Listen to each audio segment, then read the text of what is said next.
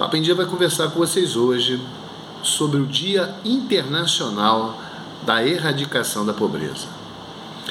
Mas antes, você já sabe, vai lá, dá um like, se inscreve no canal, comenta, compartilha com os amigos e ajuda a gente a manter o nosso papo sempre equilibrado e de bom senso. Queridos, vou falar para vocês uma coisa muito importante. Hoje eu vou falar com vocês sobre fome, sobre miséria, sobre condição de subnutrição, de desigualdade social. É sobre esses assuntos que a ONU estabeleceu o Dia Internacional de Erradicação da Pobreza. É um dia para que nós nos lembremos dos nossos próximos, daqueles menos favorecidos, e que a gente cobre dos nossos governantes, cobre das nossas autoridades, atitudes, pautas sociais que visem a diminuição da desigualdade social e o combate à fome. Nós, privilegiados que somos, temos casa, podemos, mesmo com inflação, mesmo com problemas políticos, mas nós temos nossos filhos ainda em escola, nós temos acesso ainda à saúde, nós comemos, nós nos alimentamos de uma forma ou de outra, mas a gente come, a gente sobrevive e principalmente nós temos lazer, nós temos acesso e facilidades que bilhões de pessoas no mundo desconhecem. A gente não pode ignorar a pobreza, a miséria, a gente não pode achar que o próximo que nós temos que amar é aquele que está tão distante. Eu vejo pessoas se solidarizando, e com razão, há muitas pessoas que estão no Afeganistão, que estão na África, que estão e se esquecem daquele que passa fome, que está morrendo aqui do seu lado. O pobre não tem cara, pobreza tem cheiro.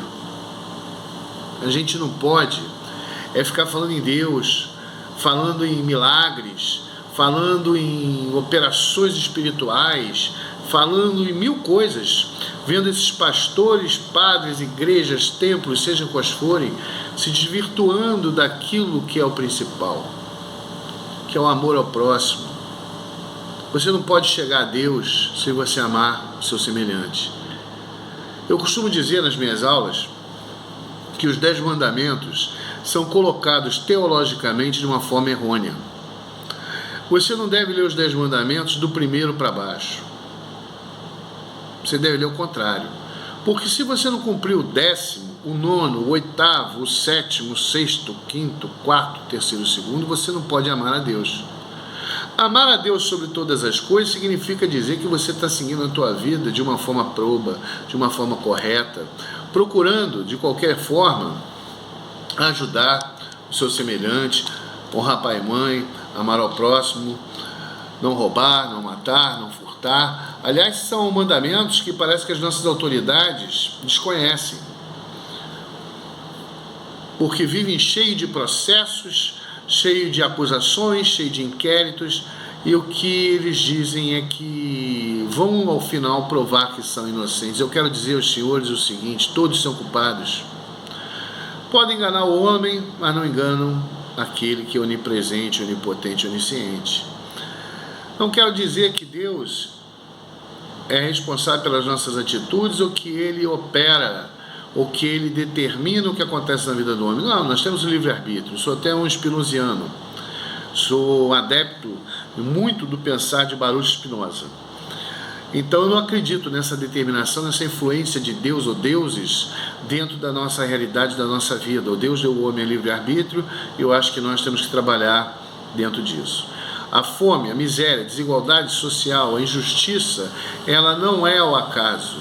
Ela ocorre e decorre dos interesses de grupos financeiros e de pessoas que desconhecem qual o valor e a importância do homem dentro do mundo. O desejo, para os budistas, para os confucionistas, é o mal do homem. O desejo é que alimenta tudo aquilo que o homem traz consigo de errado.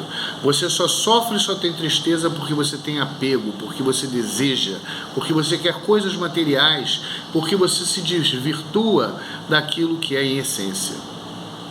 É importante que Spinoza disse uma vez e na filosofia dele, que não é ateísta, pelo contrário, porque Spinoza compreende a concepção de Deus, mas Deus é consubstanciado ao homem.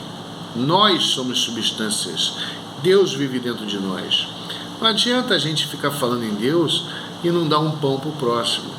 Aqui no Brasil, a gente quando fala em justiça social, pauta social, a gente fala em Bolsa Família, Bolsa Escola, enfim, o assistencialismo, ele ocorre porque o governo, o Estado, as autoridades não cumprem o seu papel.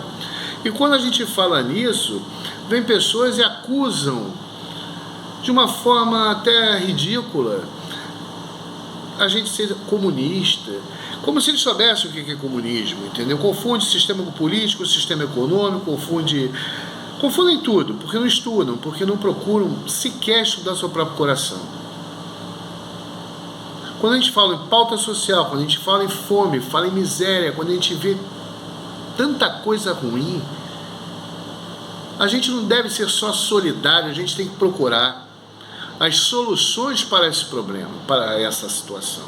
Aqui no Brasil nós temos 60 milhões de pessoas miseráveis. Eu disse 60 milhões de pessoas miseráveis num país que tem 15 milhões de desempregados e 20 milhões de pessoas vivendo na economia que, segundo eles, é informal. Não é economia informal, é subemprego. Então, o Dia Internacional da Erradicação da Pobreza, que nem é lembrado por esse governo, mas por alguns políticos que têm interesse ou têm bom coração, fazem com que as coisas entrem no descaminho. O Brasil é um país que precisa lutar a favor